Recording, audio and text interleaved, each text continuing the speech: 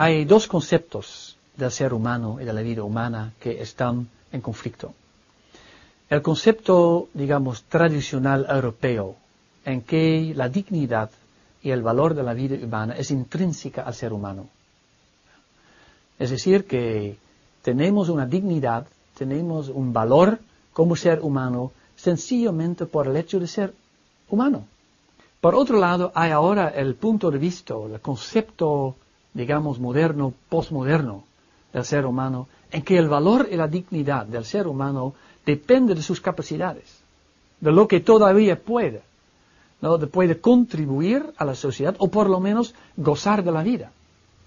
Y cuando ya no puede gozar de la vida, ya no puede contribuir algo a la sociedad, a su entorno social, entonces pierde su valor. En una clase hay listos y menos listos. La inteligencia es una cualidad como la memoria, la voluntad o la salud.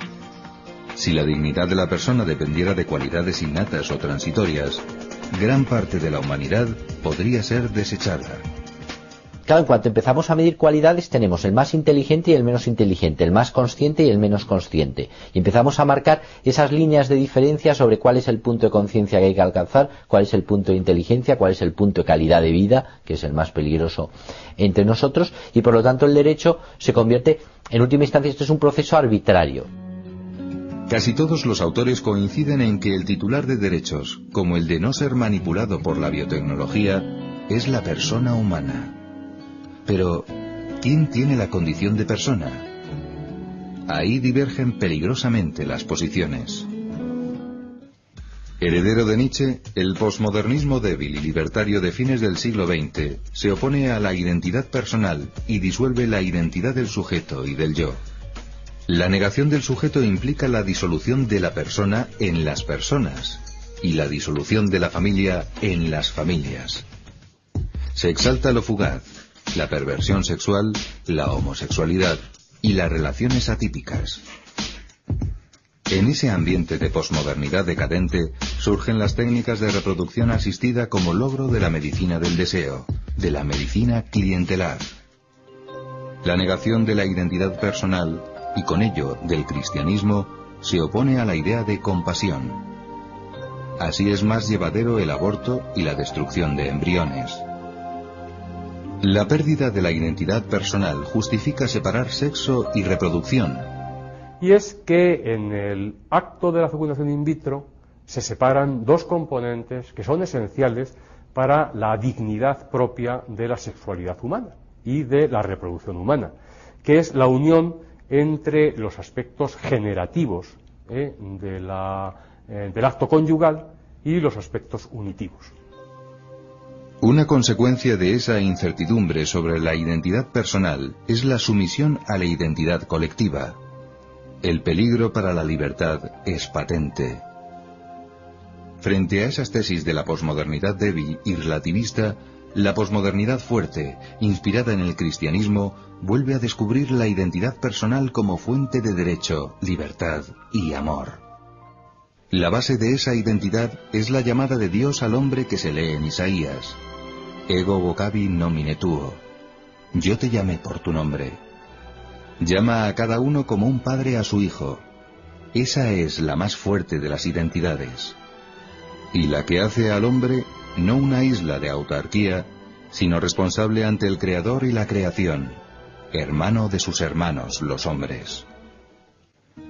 La identidad personal va unida al hecho de tener el mismo cuerpo, de tener un fenotipo propio, resultado de la síntesis entre fenotipo y ambiente. El fenotipo es la clave de la identidad biológica que permite incluso distinguir las personas de dos gemelos que el genotipo no diferencia. El hombre cambia sus células cada 7 meses, pero el fenotipo manifiesta la continuidad del yo pese a las transformaciones físicas. Si el fenotipo es la base de la identidad, es necesario defender el genoma, como recomienda la Declaración de la UNESCO de 1997, que prohíbe la manipulación del patrimonio genético. Conviene salvaguardar también el ambiente natural para el desarrollo de la persona, que es la familia.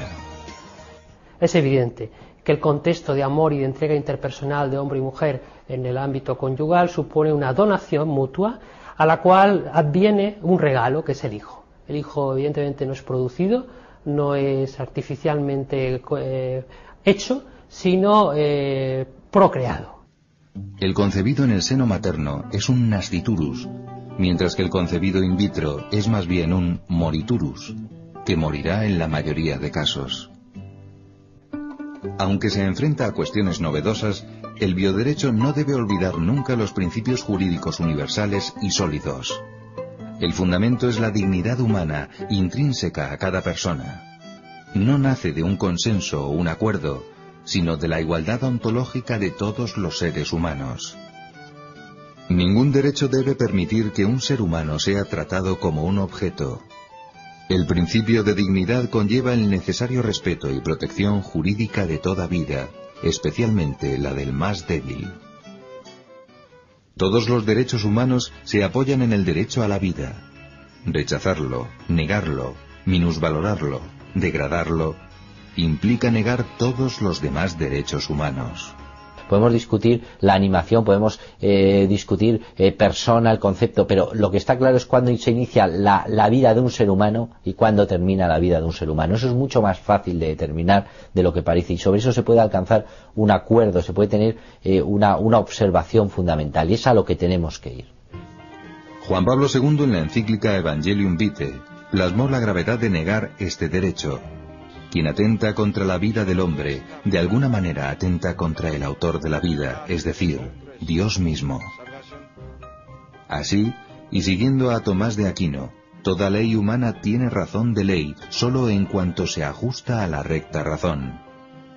En cuanto se aparta de ella, es una ley inicua, que no tiene carácter de ley, sino más bien de violencia. No hay pues obligación de acatar leyes gravemente injustas, como las del aborto o la eutanasia. Y de ahí nace el derecho a la objeción de conciencia. Estos argumentos a favor de la vida suelen ser rechazados desde una concepción positivista del derecho. Desde esta perspectiva, el derecho puede tener cualquier contenido, siempre y cuando respete los procedimientos establecidos. El derecho nacería así del consenso social. El intento de evitar que la moral influya sobre el derecho acaba sometiendo el derecho a morales inconfesadas como la de lo políticamente correcto, y se acaban reconociendo derechos que no son tales, porque para tener derecho a algo tienes algo bueno.